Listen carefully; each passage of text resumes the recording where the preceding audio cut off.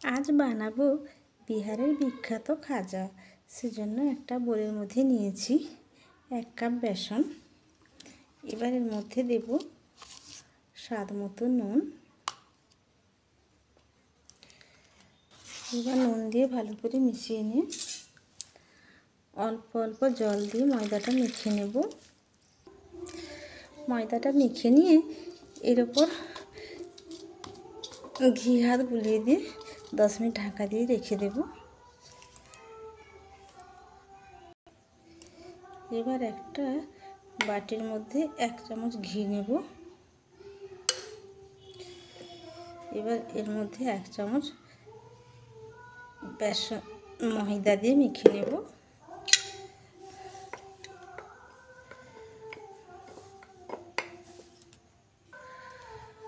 ময়দা ঘি মেখে নিলাম।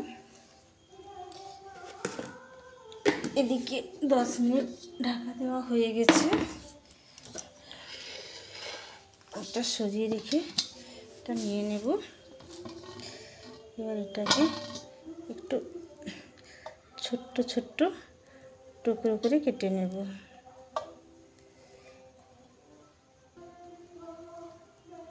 এরকম ছোট্ট ছোট্ট একটু একটু করে বের করে নেব।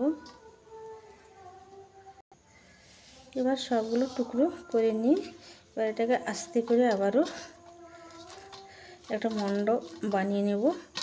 খুব জোরে চাপ দেব না, হালকা করে মণ্ডটা বানিয়ে নেব।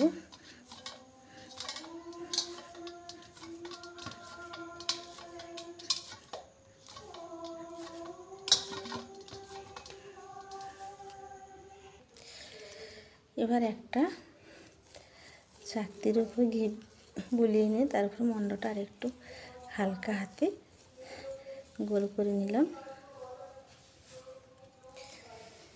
এবার হাতে একটু একটু চেপে দেব।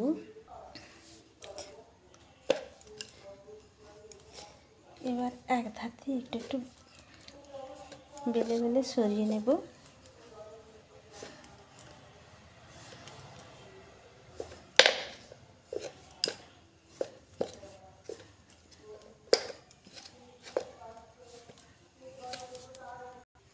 এবার বেলে নিয়ে যে ময়দার ঘিটা মেখে রেখেছিলাম এটা উপরে ভালো করে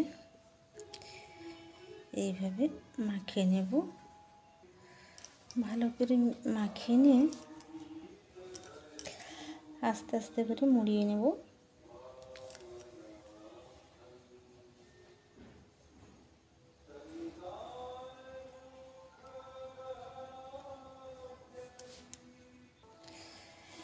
মুড়িয়ে রেখে আবারও ওই দিক থেকে সরিয়ে সরিয়ে পাতলা করে নেব।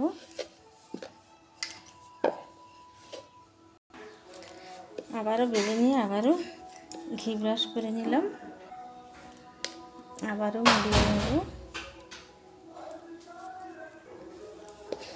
মুড়িয়ে নিয়ে আবারও সরিয়ে সরিয়ে ঠিক একইভাবে বেলে নেব।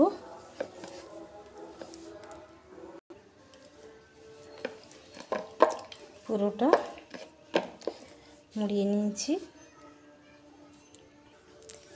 এবার এক সাইড থেকে কেটে নেব।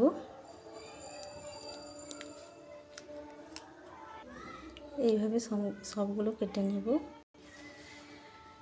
সবগুলো কেটে নিয়েছি।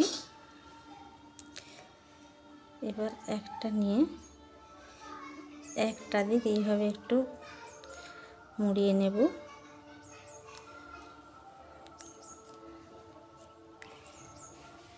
দিয়ে সামনের দিকটা একটু চেপে বেলে নেব। এইভাবে একটা একটা সবগুলো বেলে নেব। সবগুলো বেলে নিয়ে এবার ভাজতে চলে যাব। আগে চিনির রসটা বানিয়ে নেব। যতটা চিনি দিয়েছি ততটা জল দিয়ে দেব।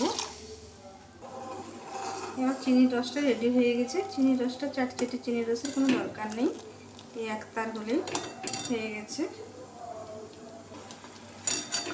একটু অরেঞ্জ ফুড কালার দিলাম।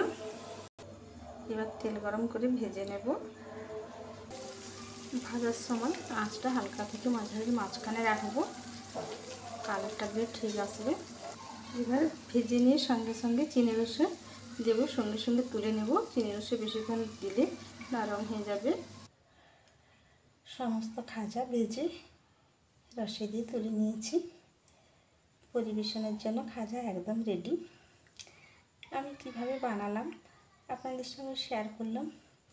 আজ এই পর্যন্ত, আবার দেখা হবে অন্য কোনো দিন অন্য কোনো রেসিপির সাথে।